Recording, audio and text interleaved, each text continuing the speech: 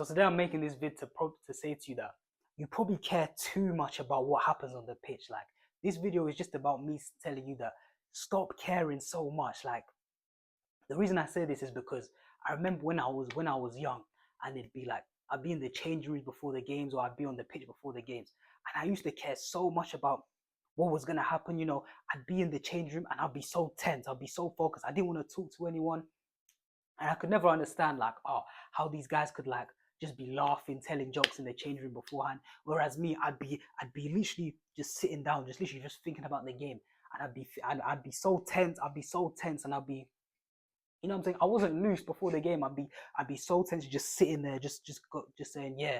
And I know I'd always think as well that being tense and like just sitting there, just in the corner, just ready to go, I feel like that would help my game. But then I remember I saw, I think it was, who was it? I think it was Tony Cruz during half time of the Champions League final. This guy was literally just blow drying his hair. He was calm, he was collected, he was just blow drying his hair. He was just thinking, yeah, it is what it is.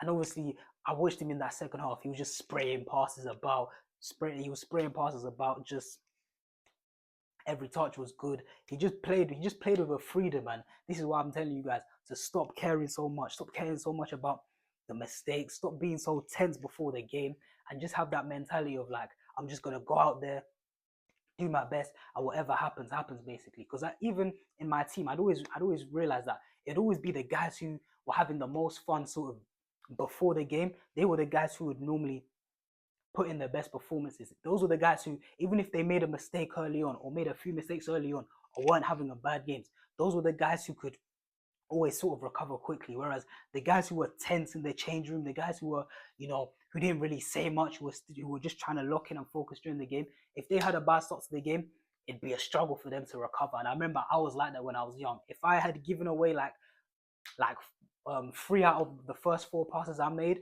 it's like it would be so hard for me to get back. It's like my head was gone. I'd really, sometimes not even lack of confidence, but sometimes I'd just be angry in myself. And then obviously when you're playing angry, it's just like it's it's like, nah, your head's gonna go. You're just gonna be make a rash decision, rash tackle. Maybe you're gonna be out of position, and you're just not gonna be calm. Like, you need to be in that state of just calmness and have that feeling of like, have that mentality of like, even if I make a mistake, it is what it is. It's not the end of the world.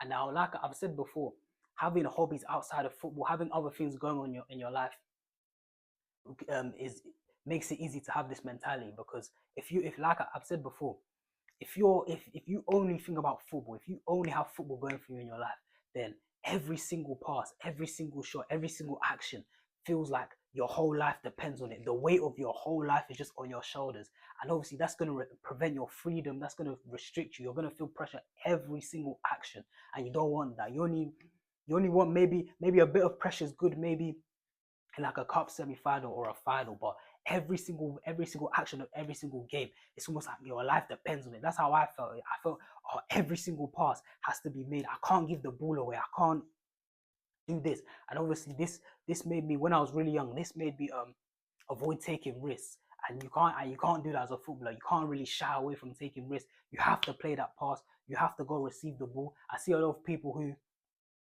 what's it called? They're on the football pitch and they don't want the ball at all. It's like they're so afraid of making a mistake. They'll be open, unmarked, and they just won't come and receive the ball. And obviously, your teammates, if you're just hurting your teammates, if you don't want the ball, if you're free to get the ball and you're not making an option for your teammates, you're not helping anyone. Let's be honest. You just have to stop caring so much, in my opinion, because I feel like when you care so much, it's like you're just restricting yourself. You're just putting so much pressure on yourself. You have to just go out there and be like, whatever happens, I put my best foot forward. It is what it is. So yeah, like I said, run towards the challenge. Don't run away from the challenge. Even if you have a man on your back, still ask for that. Still ask to receive the ball. Even if you've just given the ball away the first time, or you had a bad touch, still go back for that second time and go receive the ball. That's what separates the good players from the great players, is that they can just recover from the mistakes. They say it is what it is, and they just have trust in their ability. Like, I remember I even learned this when I started playing futsal as well, is that in futsal, you gotta think about it, there's only 4 outfield players on the court, so there's nowhere to hide. You know this if you play 5-a-sides, or if you play 7-a-side football as well. is that when there's only like four outfield players, there's nowhere to hide. Even if you have a man on you, you still have in futsal, you still have to show for the ball. You still have to show that you're an option, and you still have to receive it with that man on your back as well, and sort of know what to do with it as well. So I feel like that's how futsal helped me so much, is that it sort of completely took that fear away of receiving the ball, because it's sort of like I said, four people in the court, you have to, you literally have to, like, you literally have to. Doesn't matter if you're next to the goal line, doesn't matter if you're up top trying to hold the ball up, doesn't matter if you're on the wing. You always have to show as an option, or else you're just gonna kill your teammate. Your teammate's gonna have no one to pass to, or and then he's gonna get the ball taken off him, and the other team's gonna score. Because in futsal as well, you can't go back to the goalkeeper. Once the goalkeeper's rolled it out, you can't go back to him. So literally, when someone's got the ball, those other three people on the court, they have to show, they have to want the ball all the time. And another thing in futsal as well is that I remember we were losing a game at I think we were losing 2-1 at halftime to a team we should not have been losing to. Like, this team was bottom of the league, everyone had smashed them, and for some reason we were losing 2-1. Like, I can't lie, even me, my head was gone, because when I was on court, it was 1-0 and we were cruising, we were controlling the game. We just needed to take our chances. And then I got subbed off. Me and the three other guys on court, we got subbed off.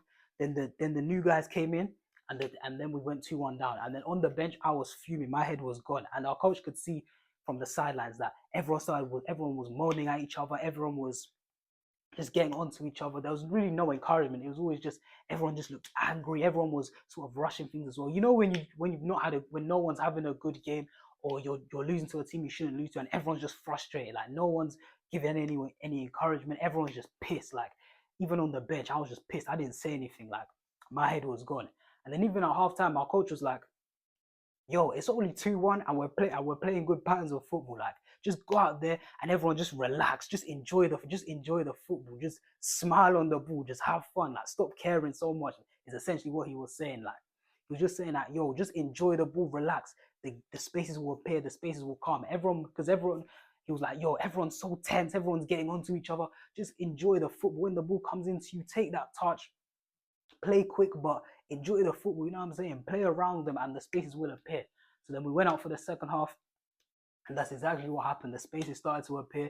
Everyone's morale started to, increase. Guys weren't going onto the court mad. Everyone was like, all right, cool. So it went 2-3-2, 4-2, and then I think we ended up winning the game. I think it was something like, what was it, like 8-3 or something, 9-3. And then, yeah, we ended up winning comfortably. So there you go. That's another example of it's like, sometimes I know you have to be intense, especially when when off the ball. You have to be in a good, your positioning has to be good.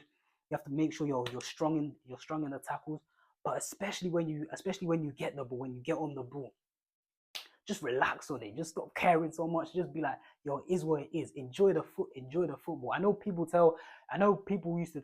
probably tell you, oh, go out there and have fun. And it's annoying, because especially me as a kid, anytime someone would be like, go out there and have fun, I'd be like, yeah, you're just saying that, but it never helps. I still always used to feel pressure on myself to, like, play well and things of that nature. But I never actually know how to just have fun and relax. And I feel like when you actually just break it down, and you actually just say to yourself, yo, football at the end of the day is literally just a game. That's number one. Literally just break it down to yourself and say, all right, cool. Football's just a game. Whatever happens, happens. It's not my whole life. And then number two, like I said, get hobbies outside of football, so you can actually so having this mentality is easier. Because like I said, if you don't have hobbies, then football is actually your whole life. And it's like, when you have a bad game, it's like everything around you starts to crumble. But you have things going on for you outside of football, whether that's like school, whether that's your family life, whether you're in a relationship with a girl, like, or you have other hobbies as well, whether that's sports or not. Just have something else going on, something else that you can look forward to, because something else you can look forward to, so that you can actually just go into the pitch and be like, all right, cool. I still want to help my team. I still want to, progress. I still want to make it as a professional. But you can have that mentality and and you can just sort of calm yourself down and be like, yo, at the end of the day, it's just a game. Like, let me go out there, give my best performance, have fun on the ball, want the ball, and just go out there and just ball out with no added pressure. You can walk out onto the pitch, you're loose, you're not tense, you're not there mean mugging anyone. I remember I used to do that. I used to go onto the pitch mean mugging like this. I was like, but now it's like, nah, just go out there and just play your game. Because once you play your game and actually tell yourself, yo, football's just a game. Let me just go out there, have fun, enjoy the ball, enjoy the challenges, enjoy the ups and downs of the game. Like even when I'm in a bad period of the game or a good period of the game, just tell yourself, yo, this is just a part of it. The ups and downs in games is a part of it. Maybe your team's dominating, maybe the other team's dominating. Just tell yourself, yo, even when the other team's dominating, you don't get mad. Obviously, you tell your teammates, yo, what you need from them so you can win the game. But at the end of the day, you just tell yourself, yo, these sort of things are going to happen and they're a part of the game. So stop caring so much. Football is just a game at the end of the day. And I feel like when you have that mentality, you sort of just walk onto the pitch more loosely. You sort of just walk onto the pitch with, you're not afraid of making mistakes. And if you're not afraid of making mistakes, you become so much better as a player. Like, that's a powerful player right there. Like, the guy who isn't afraid of making mistakes and but actually learns from their mistakes also, trust me, that's a powerful player. That's a player where that's a dangerous player basically. So that's all I got to say for this vid. I hope you enjoyed. I've been JT and I'm out.